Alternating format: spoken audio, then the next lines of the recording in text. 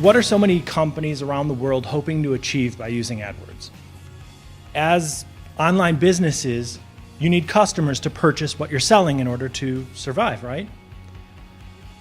If you could just get people to arrive on your website, you should be set for life, right? Wrong. Having large amounts of traffic visiting your website each and every day is meaningless. More traffic doesn't mean more sales. Actually, more traffic could potentially have negative ramifications. For example, let's say you all of a sudden started to receive more traffic from Google. Lots of people arriving on your website from Google search. They either clicked on one of your AdWords ads or your organic search results. Once they arrive, they don't find what they're looking for. So what do? They turn around and they go right back over to Google. Bounce, exit, call it what you like. They're back at Google either clicking on the next organic listing or the next ad. How did Google interpret that behavior? Keep in mind that Google are constantly watching data and the signals that they all produce. And if they're noticing that people are not finding what they're looking for through your website or through your AdWords ads, they're probably going to replace you with something more relevant. You don't just need traffic, you need targeted traffic. You need people to arrive on your website who are actually interested in what you're offering. So when it comes to finding this targeted traffic, you could try search engine optimization. You'll need to optimize your website so that people will find it when they're searching Google. The problem with SEO is that it's not easy. Your product or service could probably be described in multiple ways, and you'll need to choose the right keywords so that people will find what you're selling. Then you'll need to optimize all of your content for those keywords and hope for the best. Organic listings are competing with all the other content within the regular search results. The knowledge graph, ratings, maps, various other experiments that Google try from time to time, and last but not least, AdWords.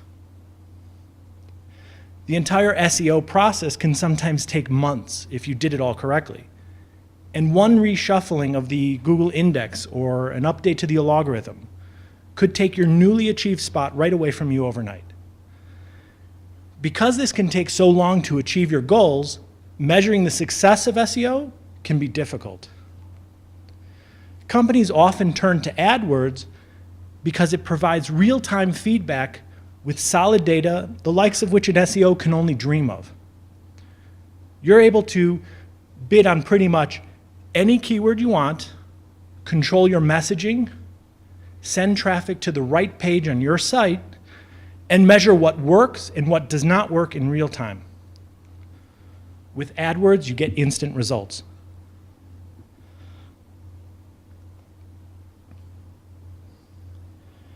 So when it comes to AdWords, there are various forces at play that we all must be aware of in order to succeed with AdWords. These are the four main players within the AdWords system. We, the advertiser, we want our ads to be clicked on by all the people who are interested in what we're selling. And most importantly, we want to pay the least amount possible for all of those clicks. Our competitors, they want exactly what we want. And they'll either be stupid about it by throwing more and more money at Google, or they'll be smart and outwit us. The people, there are potential customers, people who are actually searching for something that we sell. And Google, they're the system that we all interact with.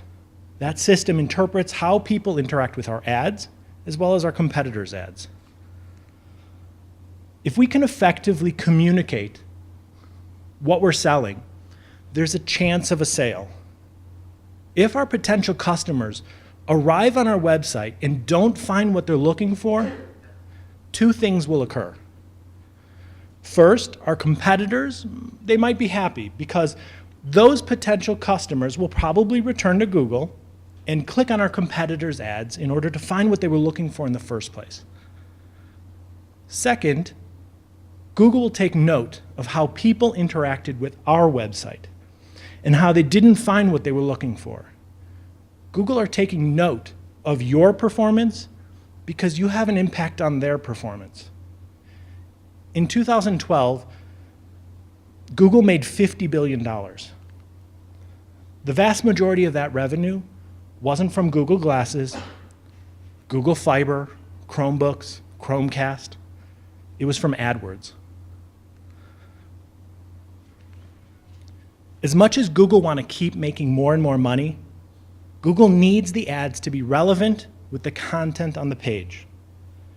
If people are continually viewing the ads as irrelevant, sooner or later, the ads will be ignored. Since the ads were the source of Google's $50 billion of revenue in 2012, those ads need to have a high standard of relevance.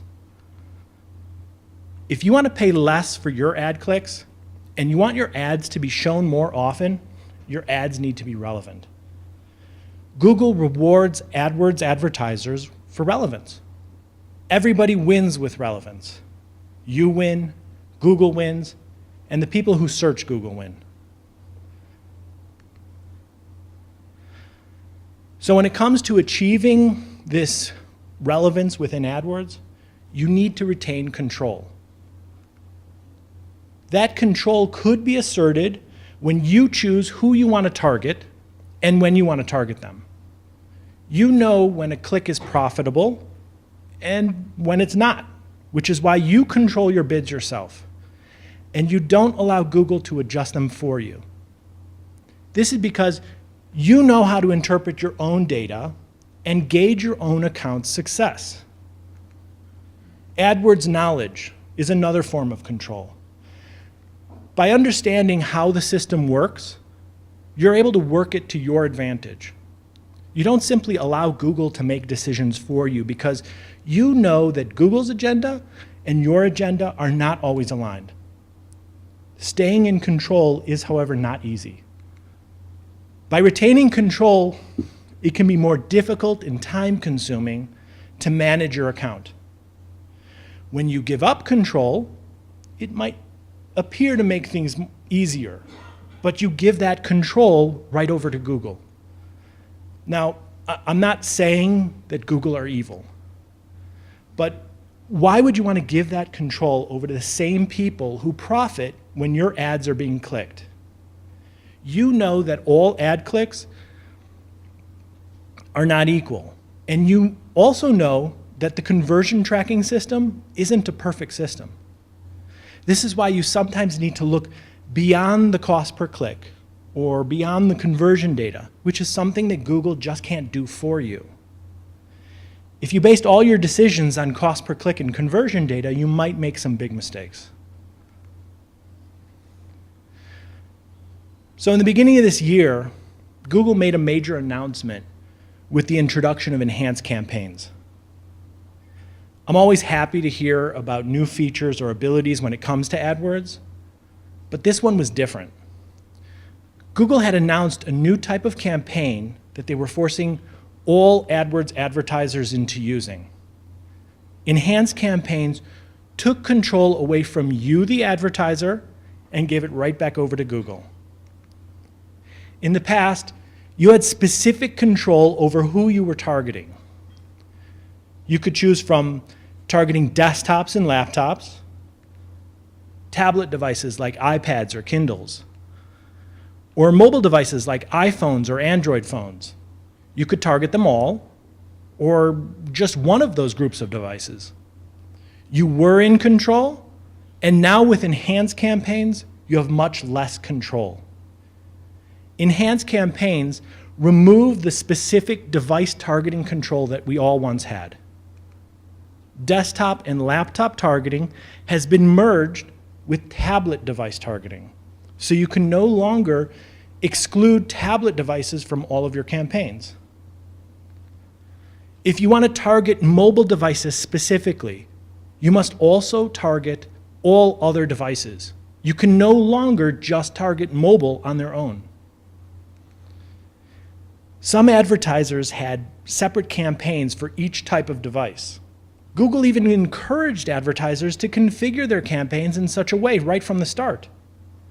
Those advertisers had control over their bids, budgets, ads, landing pages, all per device.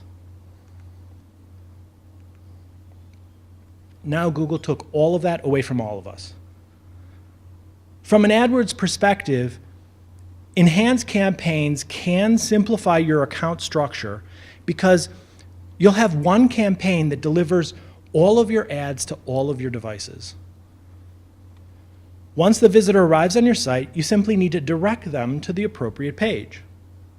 But simpler isn't always better. So why did Google do this? Some people out there feel that this was a simple money grab. Google were watching as mobile and tablet device markets were growing larger and larger. If people were only targeting desktops and laptops with their campaigns, at some point Google might see less clicks. By forcing everyone into the tablet and mobile ads, Google might keep ad impressions up. In the short term, this could produce a bump in revenue for them.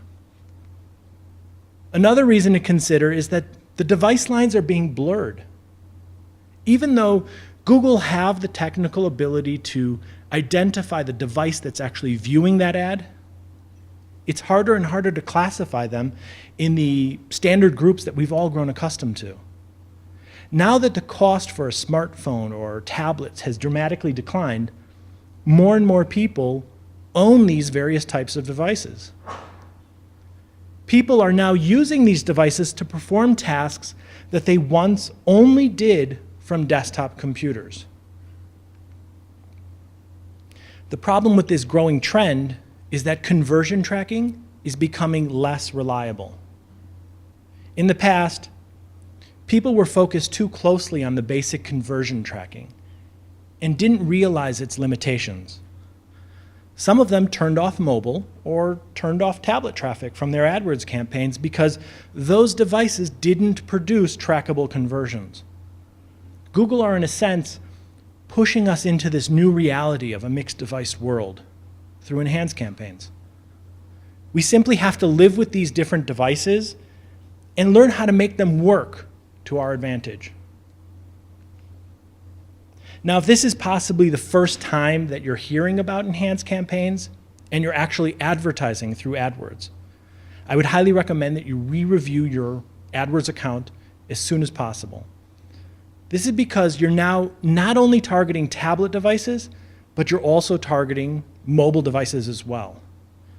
When Google flipped that switch to make all campaigns enhanced campaigns, and they did this back in July, they made everyone target all devices regardless of what you were targeting in the past.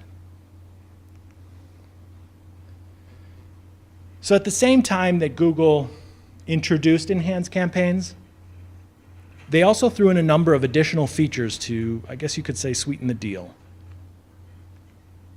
The first feature that came right on the cusp of, well, right along with enhanced campaigns were the bid adjustments.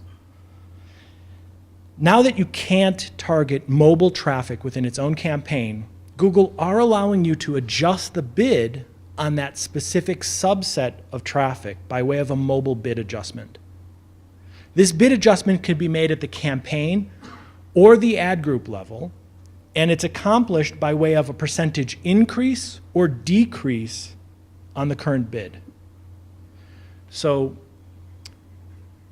for example, let's say you have an ad group and the default maximum CPC bid on that ad group is $2. You only want to pay $1 for all of your mobile ad clicks.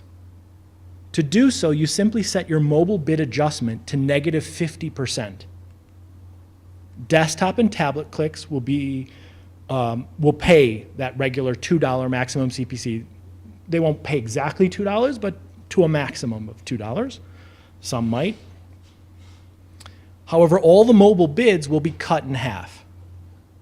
Setting the bid adjustment to negative 100% will in effect exclude mobile traffic from your campaign or ad group, if however you configure it, but you'll still see tablet traffic. This is because there is no overall bid adjustment on tablet traffic or desktop traffic. Now, this new bid adjustment functionality is not just confined to mobile devices. It can also be used on ad scheduling as well as location targeting. You can now adjust your bids depending on the time of day or the day of the week. For example, you could lower all of your bids over the weekends if you're seeing that your costs are rising during that time period and you're not really producing any results. Maybe you're targeting all of the United States and you're seeing some particular city that appears to be producing a large amount of traffic, but little by way of conversions. Now with the new location bid adjustment functionality, you can lower your costs in that area, or you could increase them in another area. Some notes that you need to take into account when dealing with this new feature of bid adjustments. Even though Google removed the control that you once had over device targeting, they've introduced some real serious complexities into the bid adjustment mechanism. Don't get me wrong, location-based bid adjustments are great.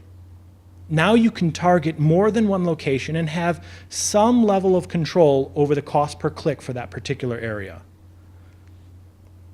The problem that you might run into is that one location might consume too much of your overall budget for that particular campaign.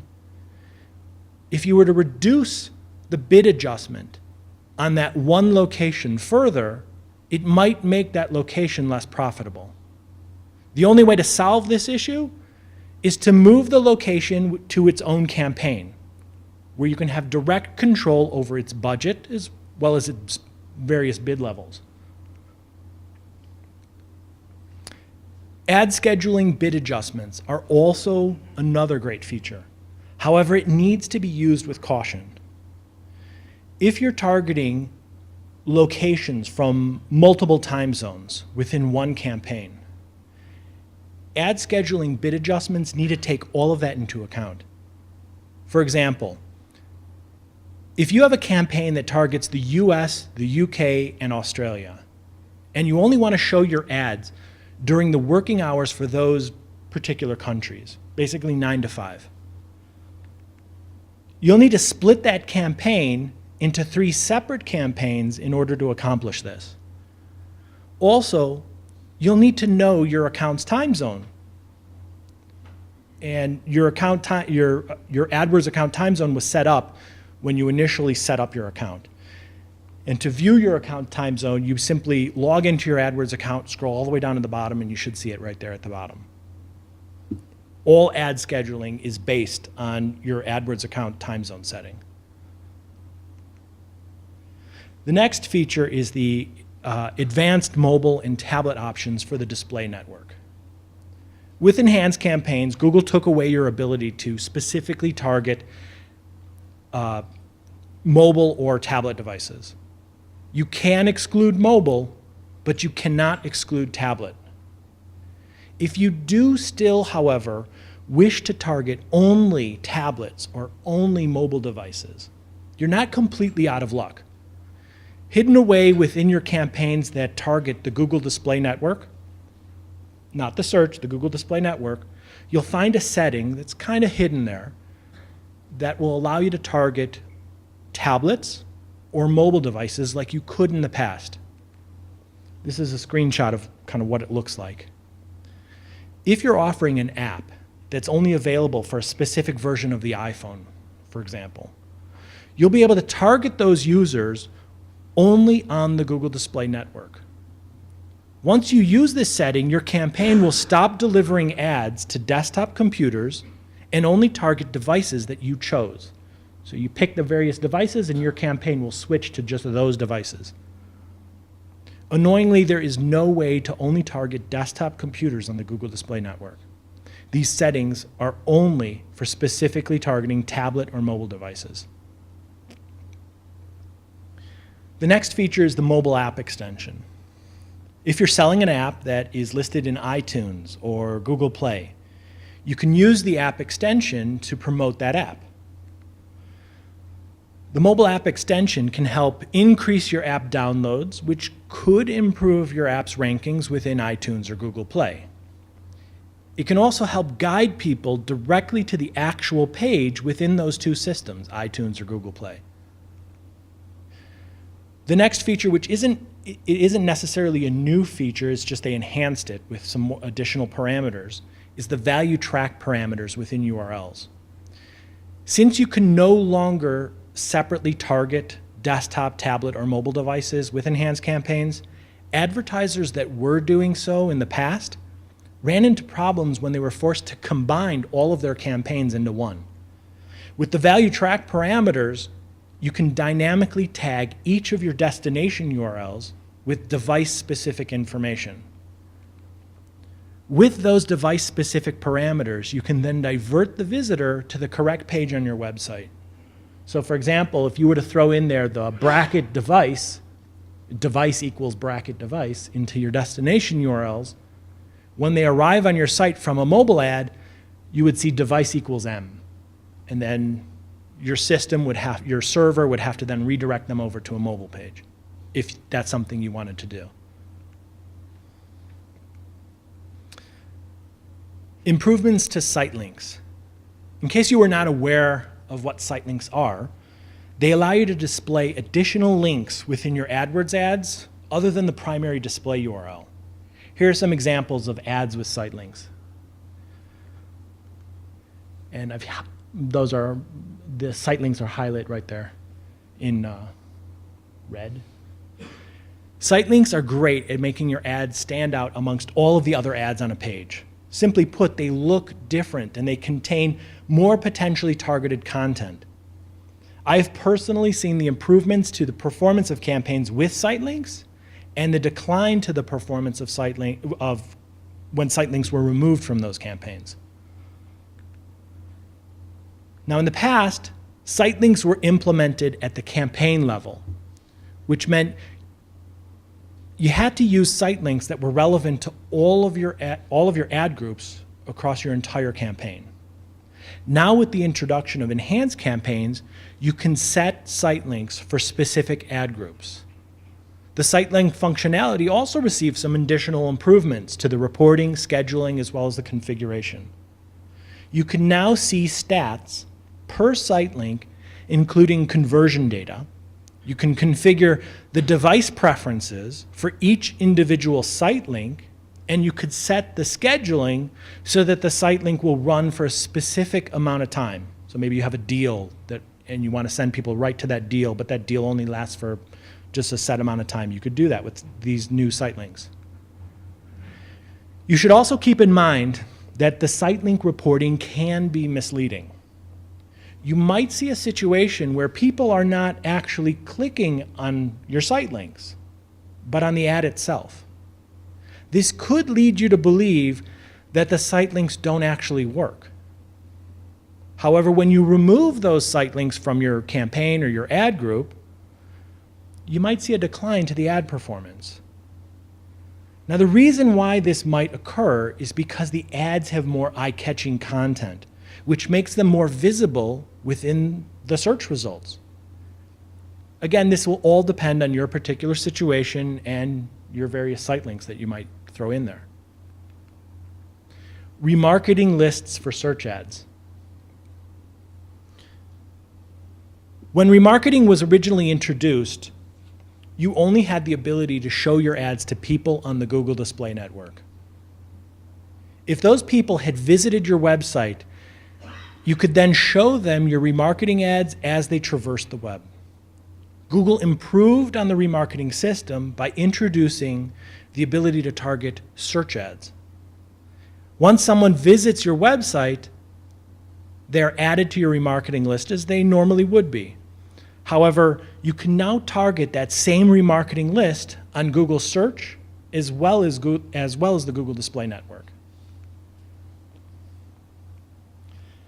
Keep in mind that remarketing for search works differently than remarketing for display.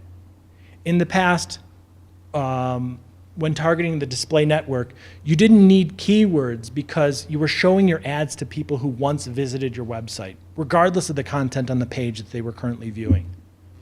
Now with remarketing for search, you target those same people, but through a search campaign with keywords. Also, those keywords don't necessarily need to be as targeted as you might be using in your search campaigns.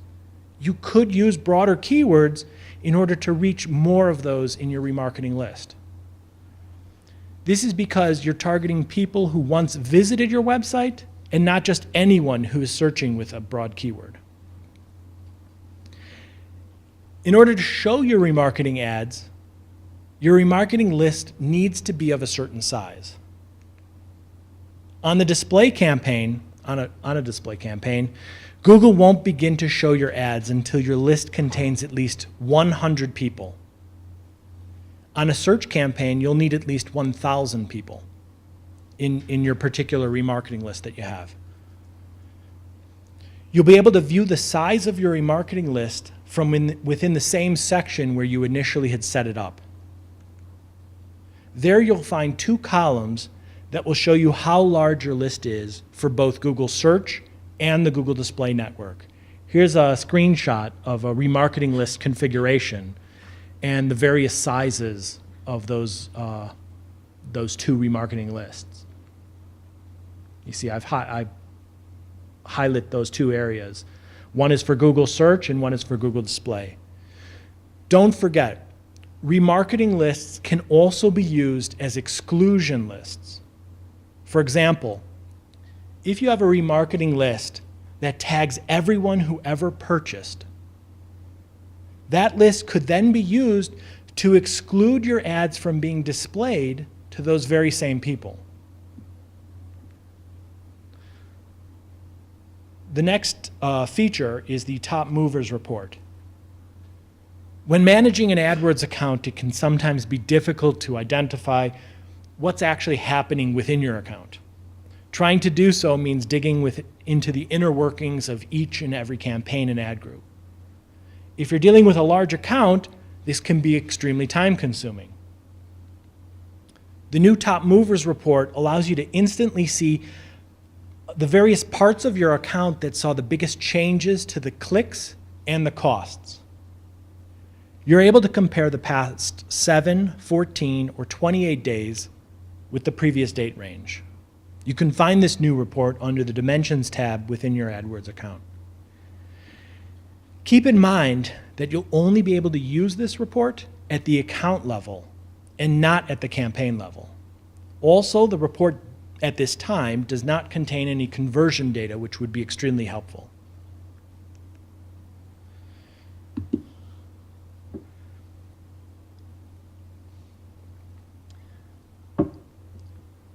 So why is this change to AdWords so important? And what does it mean going forward? Enhanced campaigns are a response to how we all use the web. Your potential customers are no longer confined to using just their desktop computers in order to find what you're selling. They could be using multiple devices in order to accomplish this task. In an article I recently read over at TechCrunch, they were reporting that they expect to see tablet sales increase in the region of 25% every year over the next 4 years. People are now using many different types of devices to find what they're looking for. If you're currently only communicating to your customers using a desktop computer, you could be missing out on some sales opportunities. Not only do you need to communicate with your potential customers from the devices that they're using, you also need to understand how this change will impact your ability to track results within AdWords. AdWords conversion tracking's accuracy leaves much to be desired. Even if someone clicked on your AdWords ad and purchased your product, this does not necessarily mean that you'll be able to track that sale back to AdWords. The reason is because AdWords conversion tracking is a cookie-based tracking system, and that cookie might not be around when the sale actually occurs. Just this past week, Google expanded the conversion tracking window from 30 days to a maximum of 90 days. In my opinion, 30 days was never enough.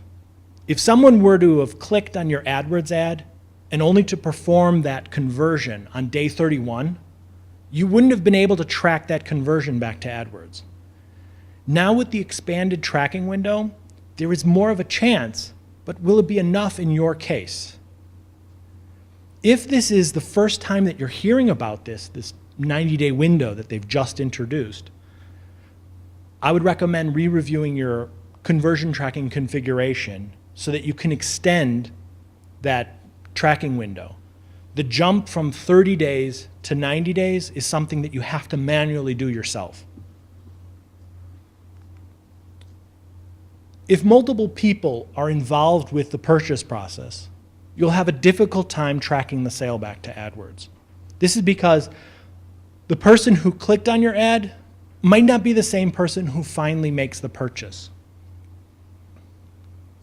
Now with enhanced campaigns and the various devices that could potentially view your ads, there is currently no way to track conversions across multiple devices.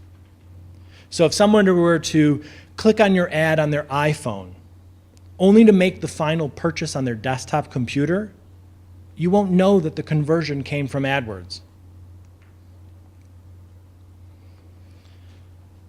When was the last time you looked at your AdWords data to see how much traffic was coming from mobile or tablet devices? In some of our clients' AdWords accounts, we're seeing a dramatic increasing trend of mobile and tablet device traffic.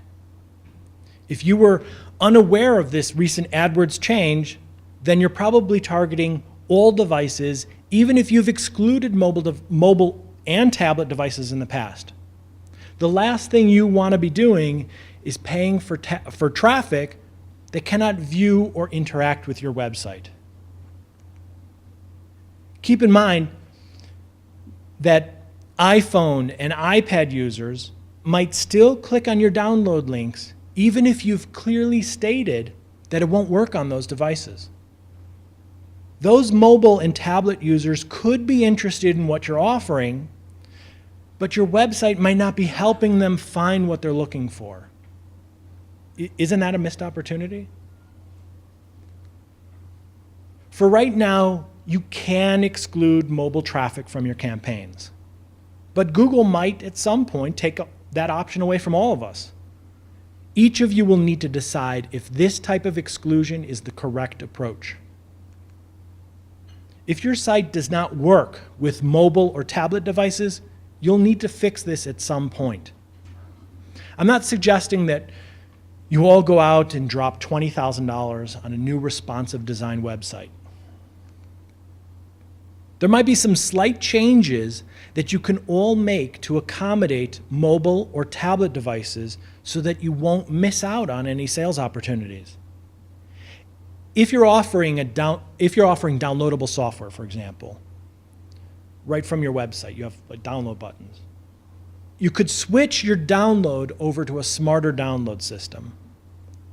Instead of just giving anyone who clicks on your download button a zip or exe file, detect the platform the downloader is using and respond accordingly. If they're on a platform that is supported by your software, send them to your download as you normally would. If they're using an unsupported platform, capture their email address, offering to send them instructions on how to download your software on a device that is supported. By using the smarter download approach, you'll avoid turning away potential downloaders. You'll also avoid having misrepresentation in your data because you'll have conversions from iPhone users that can't even use your software. It'll also give you the ability to track these types of visitors through AdWords as well as Google Analytics.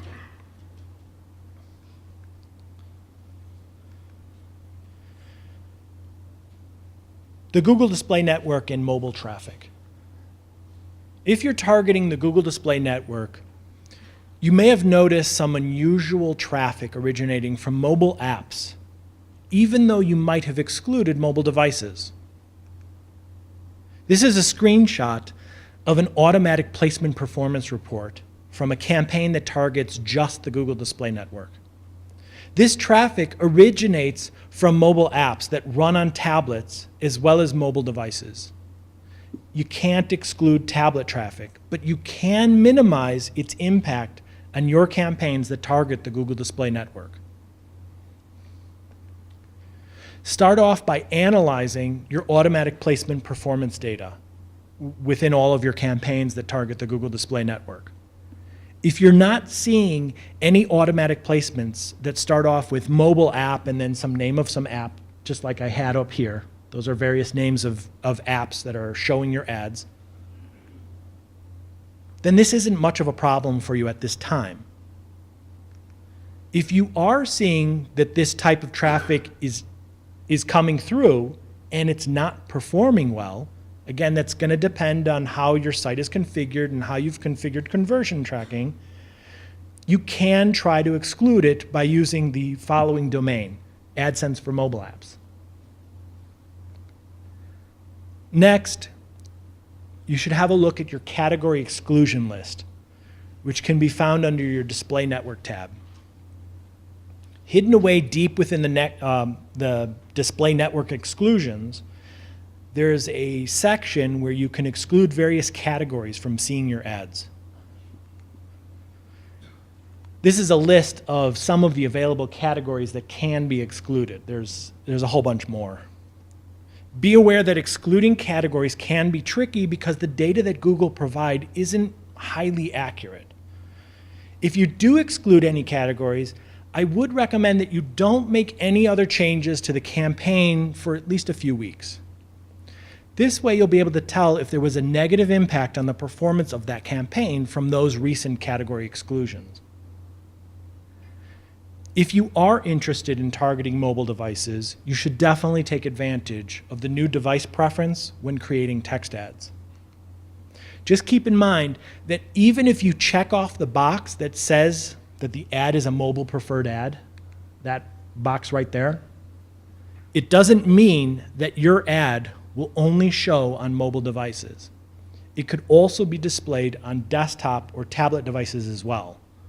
Mobile optimized text ads will simply be given more of a preference on mobile devices.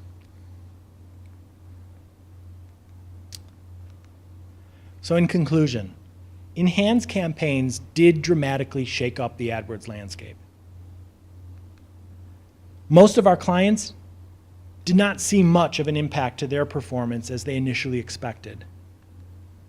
The fact is that enhanced campaigns are just a response to the changes in how we use the web. Those changes are here to stay and will continue to develop. As frustrating as some of this may prove to be, with enough foresight and understanding, we can tap into the many opportunities that now lie ahead. Thank you. Any questions?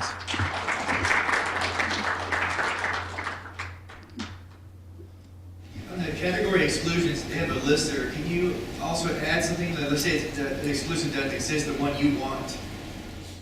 No, these are predefined categories that they have. When you go in there, you'll see a whole list of them, and they give you stats, but those stats aren't really accurate. And plus, even what's in those categories aren't very accurate, because they might have some sites that aren't even in those categories, but you're going to have your ads being displayed there. Have a look at it and see what's showing up there. Try to exclude and see what happens. It's experimentation, really. I have an identity theft awareness website that I manage, and I would like to advertise, but I don't want these ID theft insurance people, which I consider a total fraud, to advertise on my site. Can you get that kind of level? You mean you wouldn't want to advertise on their site? Or anybody else advertising on my site? This has no. That's the other way around. That's the other way around. you would be advertising on their site, which would probably be a good opportunity. Okay, I got that. Yeah, has there been any pushback from advertisers when this enhanced campaigns came out? I mean, is Google showing any, you know, are There- they going to change it at all? Or? Yeah, I was thinking on putting in when I signed the petition, but I had a screenshot and everything. I was going to throw that in there, but again, Google is not interested in hearing what we have to say about this. A lot of people were upset about it.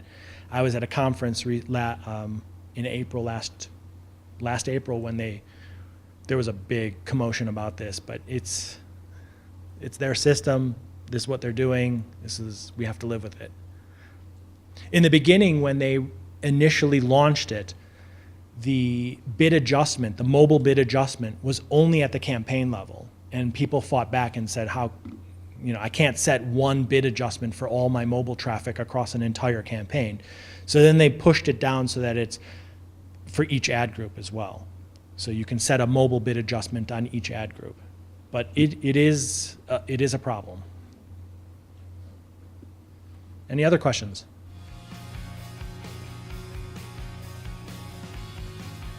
All right, thank you.